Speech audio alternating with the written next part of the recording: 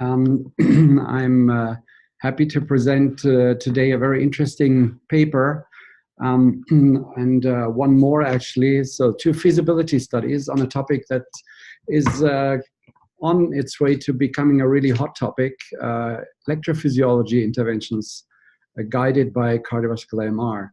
And for those of you who do not regularly participate, so this journal club is short, very concise. We discuss 2 papers for half an hour.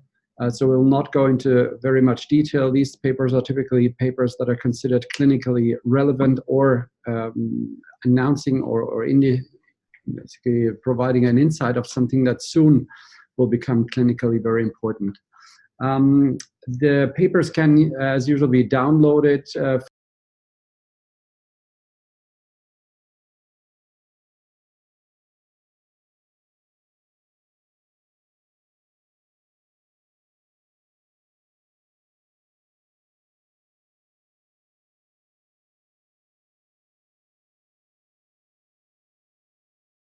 Matthias, are you still with us?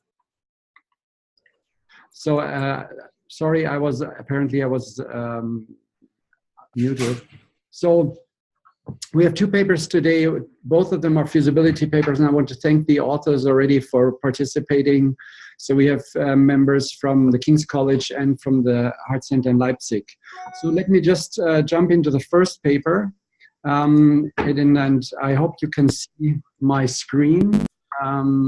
If not, I will have to reconnect here too.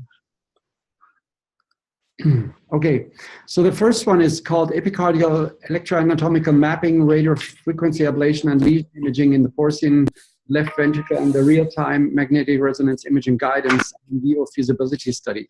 So this is work from the King's College, work from Reza Ghazavi's group. And first author is Rahul Mukherjee, and we have Sébastien Rougeol and Henry Chubb here in the meeting, so thanks for joining.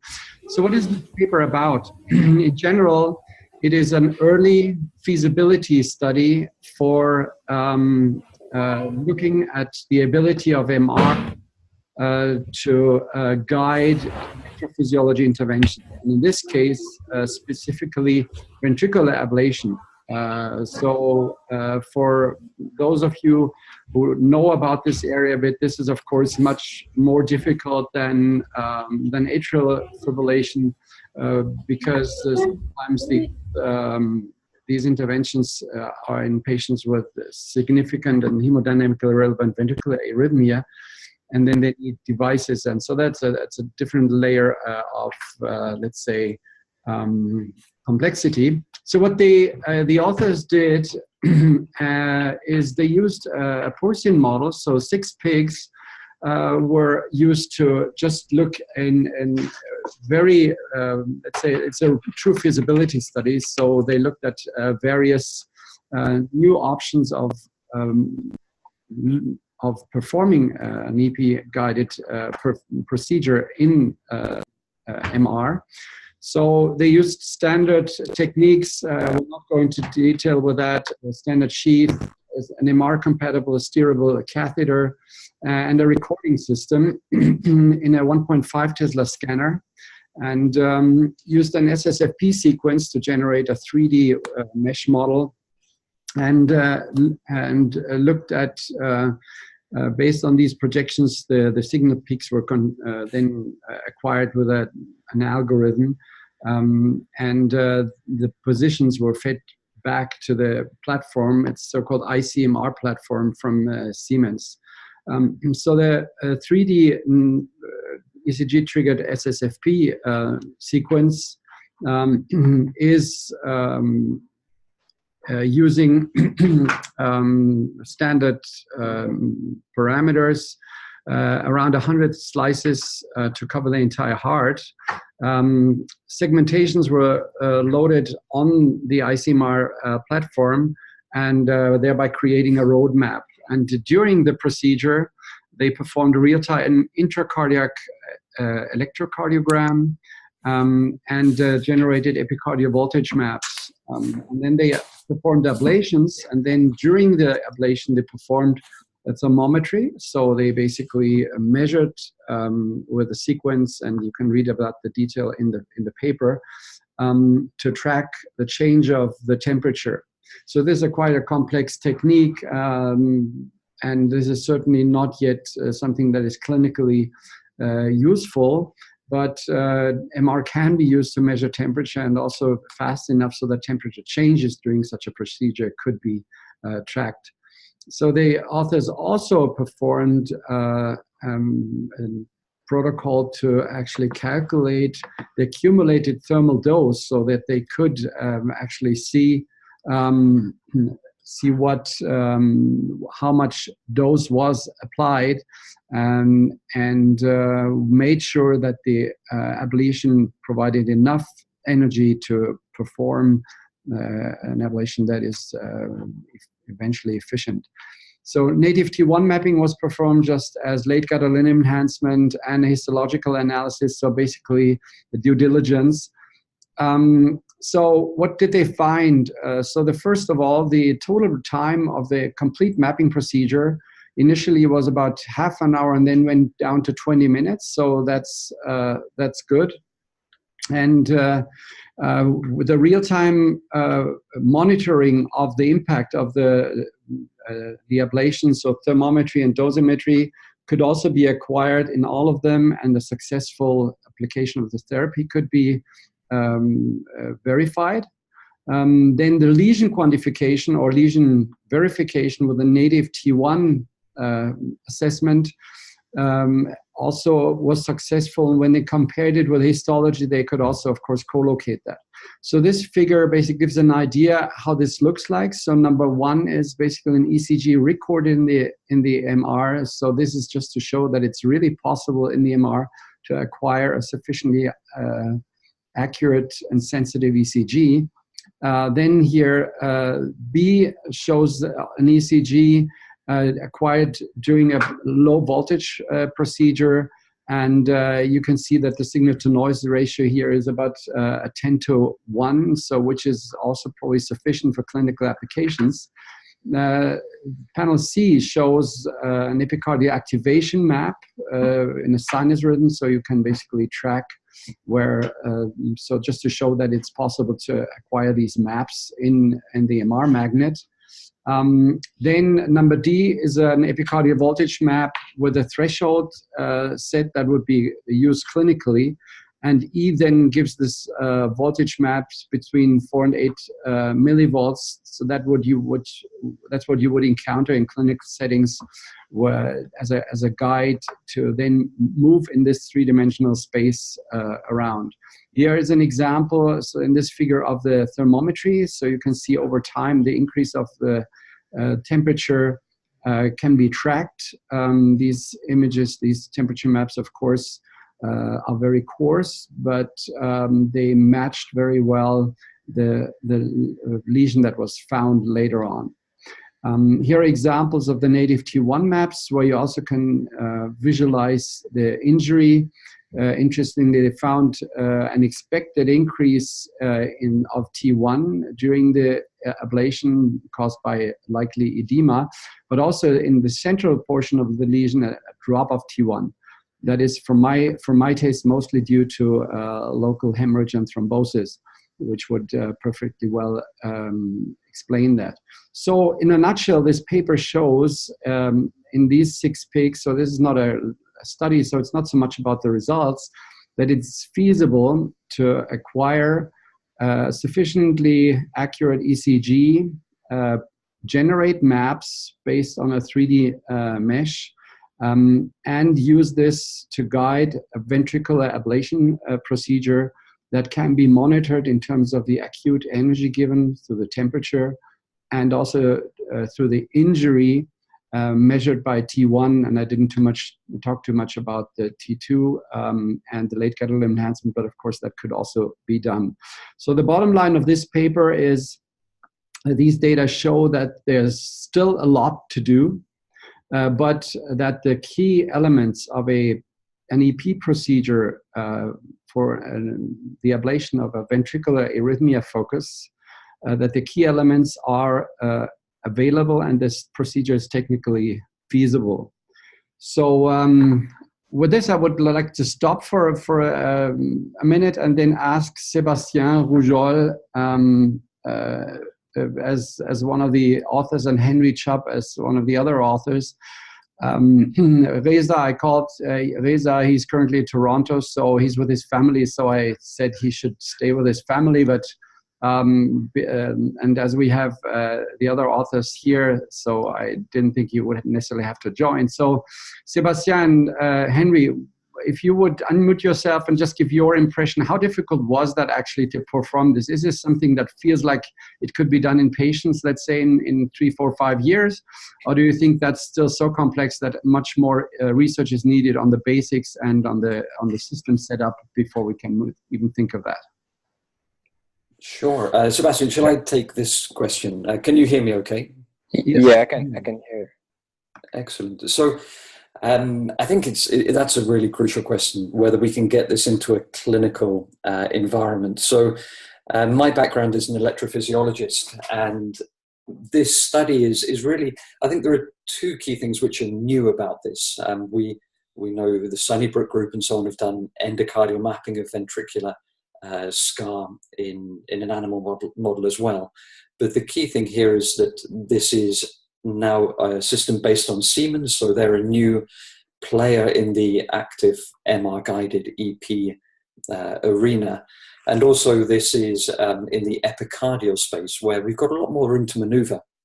And increasingly, people are performing epicardial ventricular tachycardia ablations.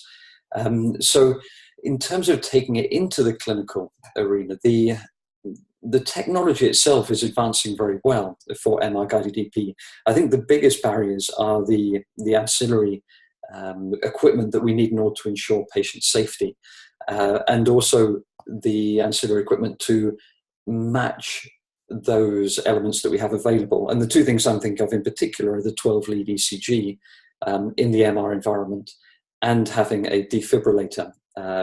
Because the risk of these procedures of developing VT and VF is really quite high for the patient. It depends a little on exactly the patient substrate, but the risk is high.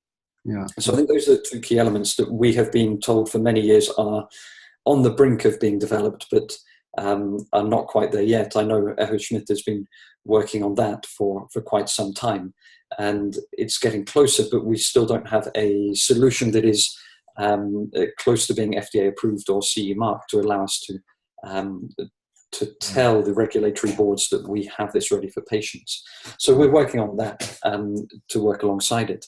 In terms of the MR guided EP, things are looking really quite good, but we have to be able to demonstrate that we can exploit all the strengths of MRI in order to justify the added complexity of taking these procedures into the MR environment. So by that, I mean, we need to be able to ensure that we can visualize the substrate. And I think this is being increasingly well demonstrated on 3D late guard mapping in particular of ventricular scar. But then also the work that Sebastian's been doing alongside the Bordeaux group as well, where they've demonstrated very good work looking at thermometry and effectively titrating the dose. Because the key for, particularly for ventricular lesions, is to ensure we get a transmural lesion. What can often make things worse rather than better is to leave incomplete lesions. And MRI really is unique in being able to visualize the entire depth of the ventricular myocardium. And if we have techniques such as a T1 mapping that we've demonstrated here, the thermometry, which allows us to titrate the delivery of energy, then that's a massive step forward. And so that's really the area that excites us the most, and will be very helpful over the next 4 to 5 years in order to demonstrate clinical efficacy, which will be the key to getting it into the mainstream. Okay, I don't know, Seb, do you want to, sorry, Karen. Yeah, no, thank you very much. So these experiments were performed in Bordeaux. Strasbourg. In Strasbourg, in this big center. And I know Benoit Galix, the chief of radiology, moved actually from McGill, and I worked with him, and he's now basically directing the center there. Is this something you will use in the future, or will you now move some of the future work to the King's College? It's difficult, isn't it? So for clinical work, certainly we'd be looking to perform that over at St Thomas's and King's College in central London. But the large animal license is very difficult in central London, particularly to get a large animal license in an environment that has sophisticated MR scanners. There are veterinary schools and so on that have that, but nothing that has the depth and breadth of facilities that Strasbourg has. We actually overlapped at Strasbourg with the development of their new imaging platform. So we started in their old scanner room and we moved across to their new preclinical platform. And it's a fantastic facility. But for us, it is obviously quite a long journey. It's about 9 hours door to door. So we would love to take it back to the UK if we possibly could. Okay, thank you very much. In the interest of time, we will have to move on to the next paper. But Sébastien, I wanted to also give you anything from your end to add, or would you agree with Henry's assessment? Well, I think Henry summarized everything very well. I could possibly not do better. I think, on the key missing part, Henry made the point. From imaging perspective, I think we've made a lot of progress. In this specific paper, we haven't done the thermometry in real time. Since then, we have done that, and also the border group has done that previously as well. So that's also possible to do that in real time, which is also very important and key to be used. So I think in terms of imaging, we have developed a lot of things that seems to be relatively mature now. Yeah, thank you. Additional components are still missing. Thank you. So it's good to hear that things are still moving on. So the next paper is also looking at EP-guided interventions, but now we're moving from the ventricle to the atrium, which simplifies things on one end, and that's why this paper presents a different stage of feasibility, because this is already done in patients. So it's called Clinical Workflow and Applicability of EP Cardiovascular MR-Guided RF Ablation of Isthmus-dependent Atrial Flutter. And first author is Ingo Page, so it's from the Leipzig team. Ingo and Cosima have been doing that quite a lot. Sebastian, Hilbert, and thanks Sebastian for joining, has also performed and published some very important studies on that. And Gert Hinrichs is the chief of cardiology at the Heart Center in Leipzig. So what this paper was about, looking at the clinical workflow, as the title says, and applicability of EP-guided ablation of atrial flutter. So they asked 30 patients to participate, so consecutive patients. They all had a documented atrial flutter. It's a typical flutter, right atrial, and for a clinical indication for a first-time cavo-tricuspid isthmus ablation. So they used a system consisting of a conditional mapping and ablation irrigation catheter from Imricor, together with an EP recording system, the same company, and a standard RF pulse generator. Then they used gold electrodes in a conventional CMR scanner or MRI scanner of 1.5 Tesla. And in collaboration with Philips on an image guidance platform. That's what they used. And I've been there actually. It's a great system, although it consists currently of several components that are put together as modules from different companies. So it's not yet a system as such. So it's stitched together, but it works very well, and I can only testify that. So patients were in a regular supine position. They were breathing spontaneously, although they were sedated. They were monitored with everything we can do in an MR, ECG, pulse oximetry, respiratory motion, and all that. The EP CMR interventionalist was in the scanner room and was connected to the outside world through a headset system with acoustic, high-level optoacoustic transfer technology and noise reduction, so they could really communicate very well. They performed a CMR scan before, and it was basically an SSFP, a complete 3D heart sequence to have a 3D information, and then outside the scanner room, this was basically turned into a map and into a 3D color-coded map. And then they performed MR that consisted of T2-weighted black blood turbospin echo, or standard T2-weighted sequence, and late gadolinium enhancement later on. So they did the T2 before and after to compare and then visualize and we'll see the results later. I spoke already about the platform, that the platform allows real-time imaging with active tracking of the position of the catheter with the miniature receive coils. So these are small coils integrated into the tip of the catheter. They were moving in the scanner room with that catheter that could be tracked in that three-dimensional space that was basically produced by this mesh model based on the 3D SSFP data. Then they looked at the performance. That was mainly the time the interventionalist needed, and I'll come back to the results later. And then in terms of methods, everything else was basically fairly standard. So what you can see here in this figure is a typical or reportedly typical activation map. And here you can see how this looks like for the interventionalist, a 3D model which you can move. And then you have orthogonal views of your position that you can use to correct then your results. And I also would like to just have to open that up here because there's actually a movie I'm going to show. So this is how it actually looks like in the procedure. So the patient is rolled in, not just fast skip forward. So then the patient is moved into the scanner.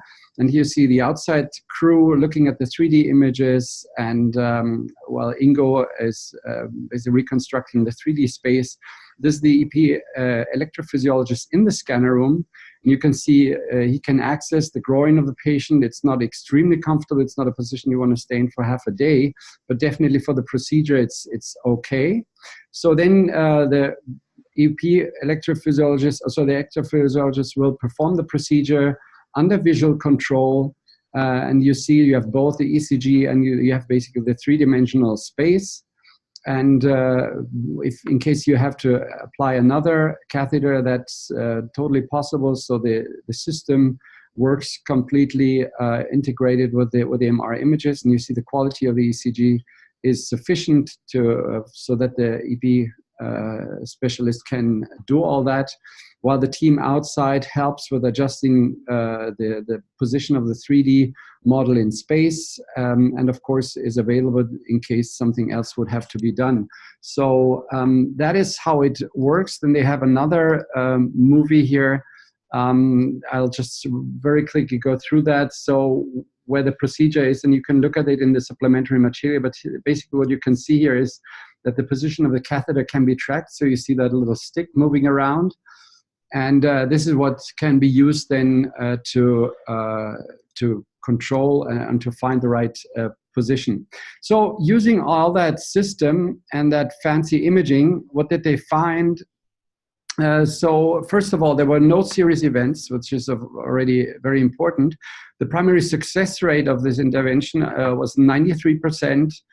Which was not significantly different from a control group. They also assessed 30 people from historical files.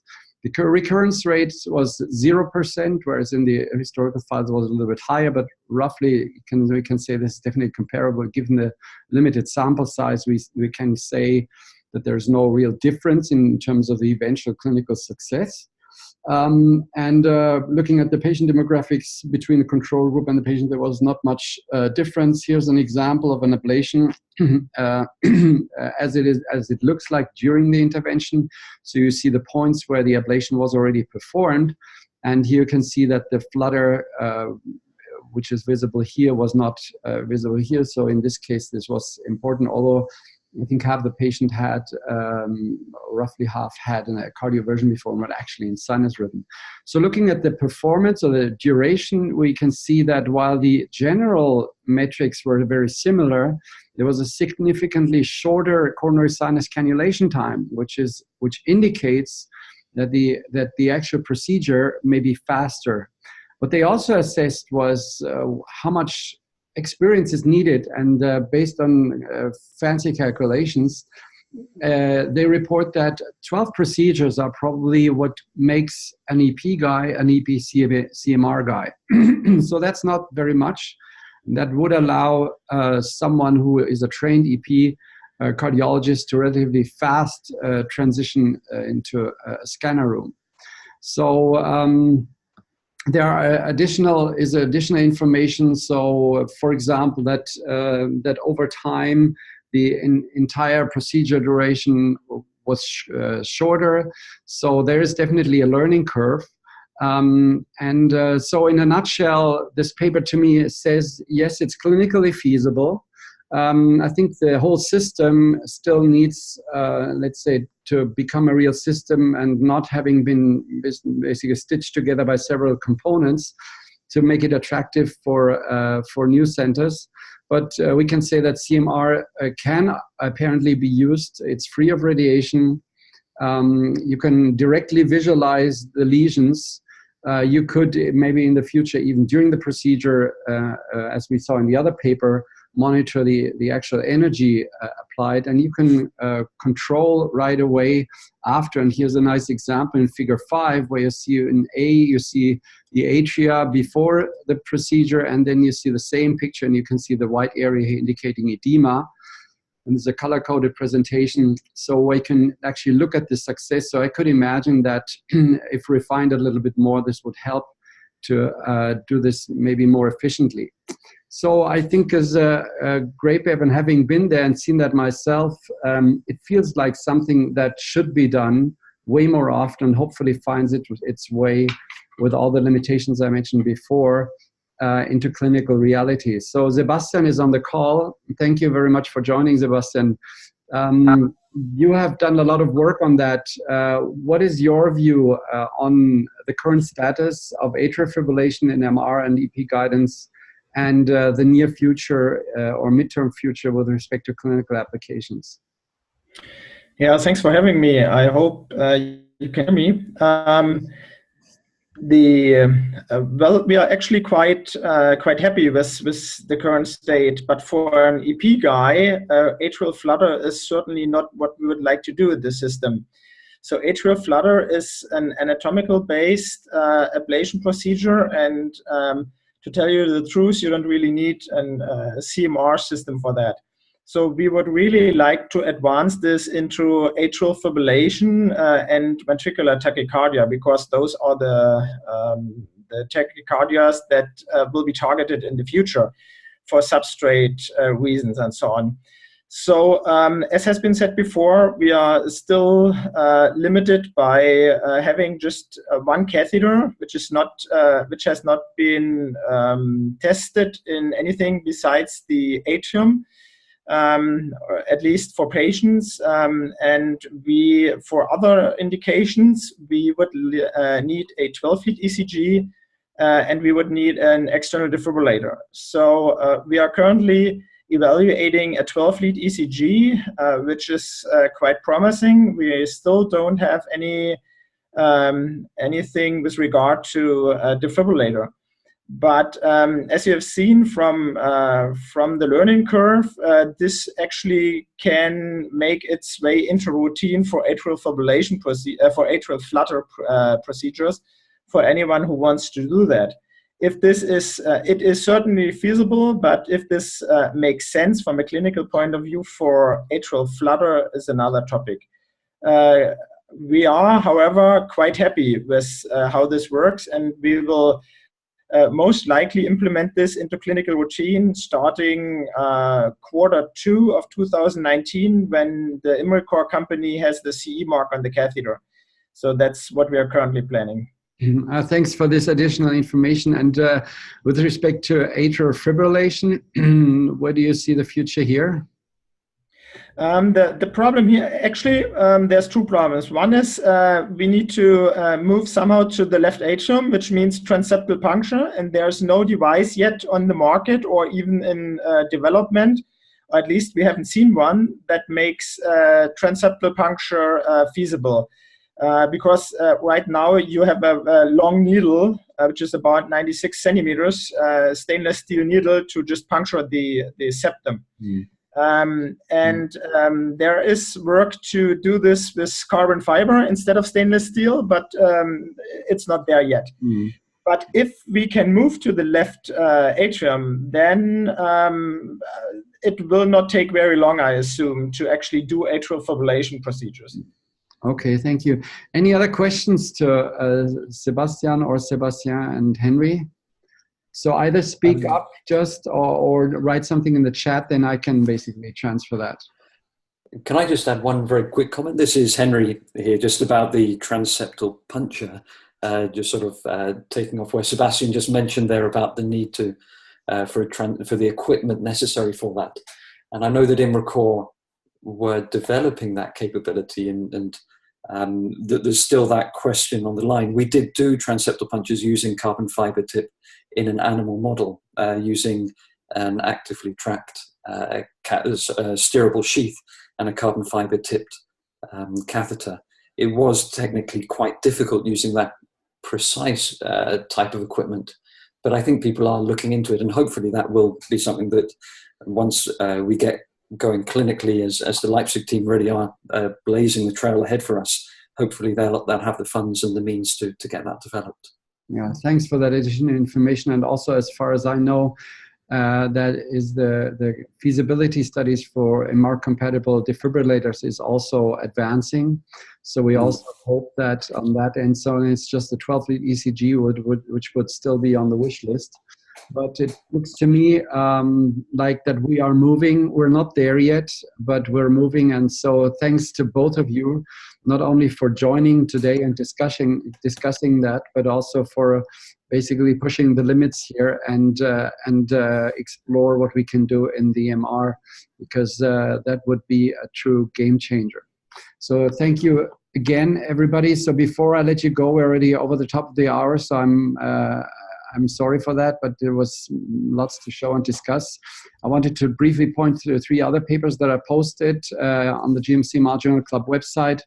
They are related to that. One is association between CMR resonance, CMR-derived left atrial dimensions, electroanatomical substrate, and NT-proANP levels in atrial fibrillation. And then a paper by Arnaud Bisson and others on localization of left ventricle lead electrodes in relation to myocardial scar in patients undergoing therapy. So this I found quite an interesting paper. And then a study by Shiro Nakamori and others, including Warren Manning and Reza Nezafat, is the senior author, the incremental value on left atrial geometric remodeling and predicting late atrial fibrillation recurrence after pulmonary vein isolation. So that is important.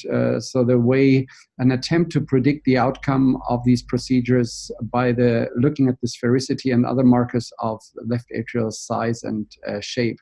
So these are other papers that are interesting.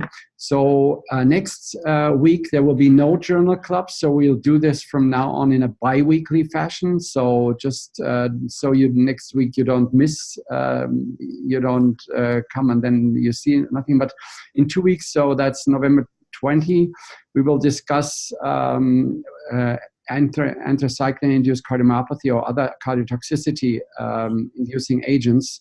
And we will specifically discuss this paper from the Berlin group on native myocardial T1 as a predictor for outcome after anthracycline, and then also discuss, and we'll have experts there, including Greg Hundley, who is also doing a lot of work in cardiotoxicity. So this will be the topic in 2 weeks. So thanks everybody for joining, and hope to see you next time. And have yourself a great day or a good evening, depending on where you are. Bye-bye.